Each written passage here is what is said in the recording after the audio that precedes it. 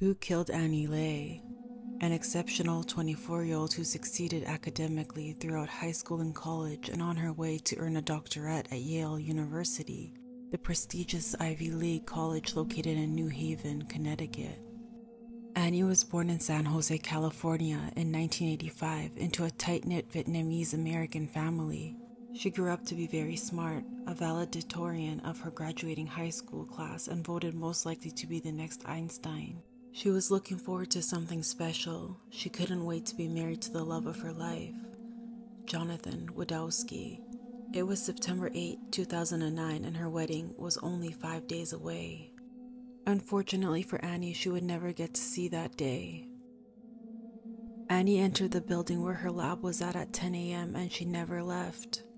When she didn't return home that night, her roommate reported her missing. Police found Annie's computer and mobile phone, but the young student was nowhere to be seen.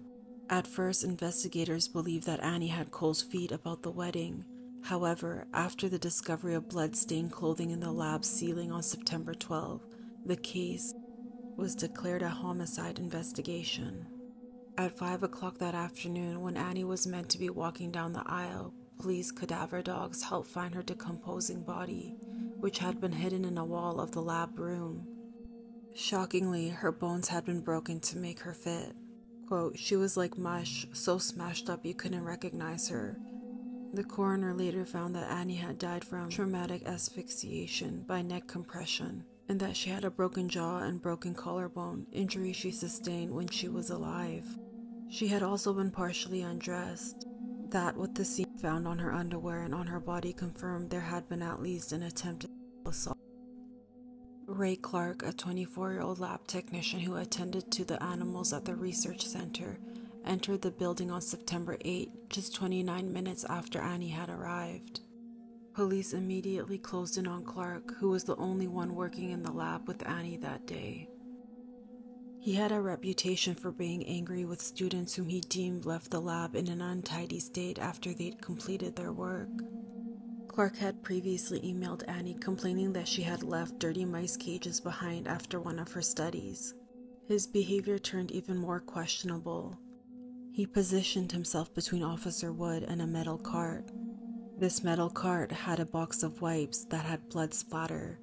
While speaking to Officer Wood, he moved the box of wipes from the corner to the far right corner and turned the box so that the blood splatter was facing the right-hand side of the cart, away from plain sight.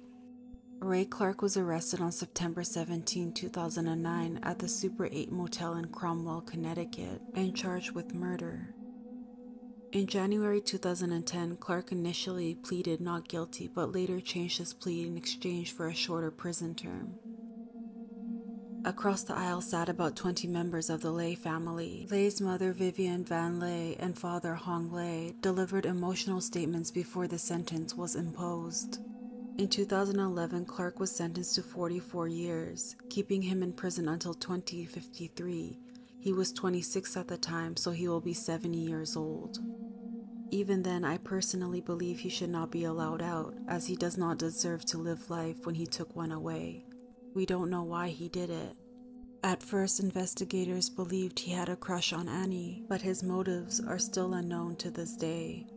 Was he jealous? Was he angry? What was it?